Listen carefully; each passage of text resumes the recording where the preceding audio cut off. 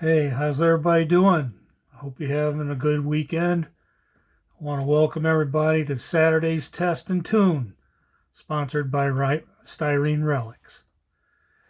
Well, we've got a little early dragster on the trailer today, and I want to do a little bit of talking about it. I built this quite a while back when it first come out, and it's been one of my little favorite builds. Just love this little hot rod. Um, I'll take it off the trailer here, and we'll try and get a little bit closer. Let's try that.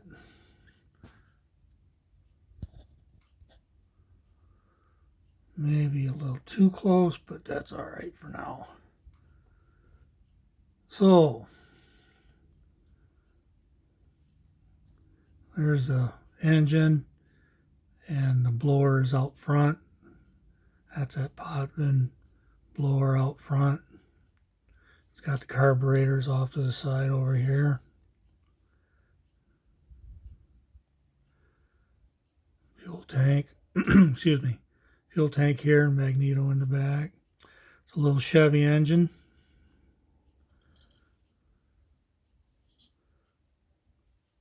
Cockpit is pretty sparse, but it's nice. Undercarriage. I put the Atlantis decal up there because this is an Atlantis kit.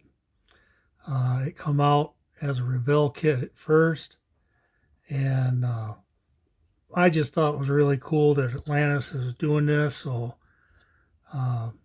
I went ahead and put the Atlantis on it. I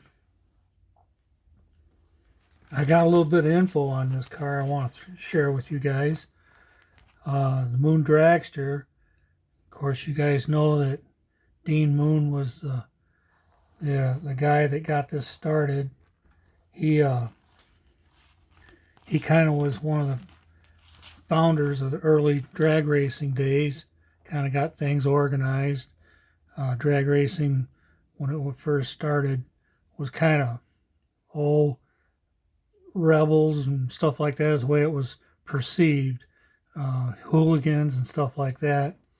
And so what he did was he wanted to have it off the streets and on airport runway strips that he could use and that kind of stuff to get things started. He even went as far as all of his pit crew and engine guys and all that kind of stuff. Everybody wore white pants and a white shirt of some kind, just to have a uniform to get away from the grease monkey backyard kind of persona that was being perceived. And he wanted to really get things kind of cleaned up and so that the public would want to take a look at drag racing and participate. So I got a little bit of information on this car. It's kind of a neat little car. So what I run across was he built the dragster in 1961, and it was a Dragmaster chassis. It was built as a test and tune type of thing, and a promotional for everything that he would invent, come up with, and he would put it on the car. So in 1961, it was powered, like I say, with a Potvin blower in front of the Chevy, and it ran 147 miles an hour at 10.29 seconds. It's pretty quick in 1961.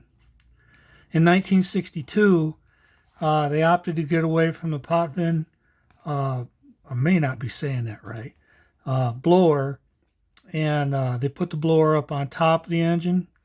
And let's see, Gary Cagle drove the rail, and he did it in 153.6 miles an hour at 9.52 seconds in 1962. And This won the middle eliminator in the Winter Nationals when he did that. Dragmaster, the builders of the chassis, they released what they needed to start building a standardized frame, a chassis, and so they started using tubular instead of, guys were using anything like angle iron, whatever. So they wanted to make it uniform. People could just call up and say they want this frame. So they kind of started making a standardized frame, and it would accept different variety of engines. They made what was called an MK1, which was 96 inches long at the wheelbase, an MK2, which was 98 inches long at the wheelbase, and a straight arrow and a dart, which was 124 inches. In total, Dragmaster built about 250 frames, and about 25 of them were turnkey drag racers. This made the Dragmaster a standard in the industry at the time. So that's kind of cool when you really stop and think about it. I mean, these guys were, just getting started, and then in 2 years they're already making it a standard, trying to get away from all the homemade backyard stuff and trying to make it more uniform and more safe. Let's see here. I got some more info. To help promote the Moon speed equipment, the Chuck Potvin front blowers and Dean Moon bought an MK1 chassis, and he had it painted yellow. Roy Gamel, he built a 300 cubic inch Chevy. So I'm guessing, I couldn't find this info online anywhere. I'm guessing he probably started out with a 265 small block Chevy. I don't know how you end up with a 300 cubic inch. Well, 63. I could have had a 283, I think. Yeah. Well, anyway, Dante Deuce was the driver, and he was very consecutive at it. He was just dead on all the time. Excuse me. He was the one that got the trip started to go over to England. They wanted to go over to England and have some drag races to help promote drag racing. So he set it up with Sidney Alder and with the Moonized Dragster, and this was in 1963. But they had a little bit of a problem. They had to get the car back from Revell, and Revell bought the car to help promote their new model car craze. And this was the model car they were promoting. So they got the car back, and they went over there. And while it was there in England, it ran, the fastest time was 166 miles an hour at 9.48 seconds. Now that's pretty quick in 63.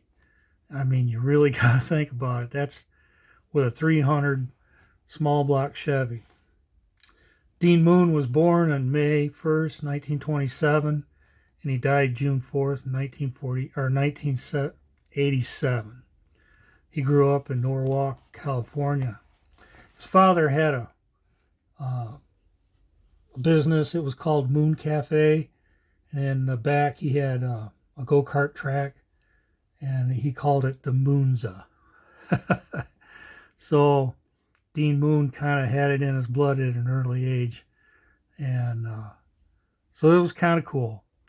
I just wanted to show it, give you guys a little bit of history on it. I don't know if you knew about any of this. Some of it was kind of new for me. I didn't know a lot of that. So anyways, I hope you enjoyed it. I hope you guys come back for another Saturday test and tune. I'll see what else I can find, dig out, give you a little more info. I'll talk at you guys later. Have a good weekend. Bye.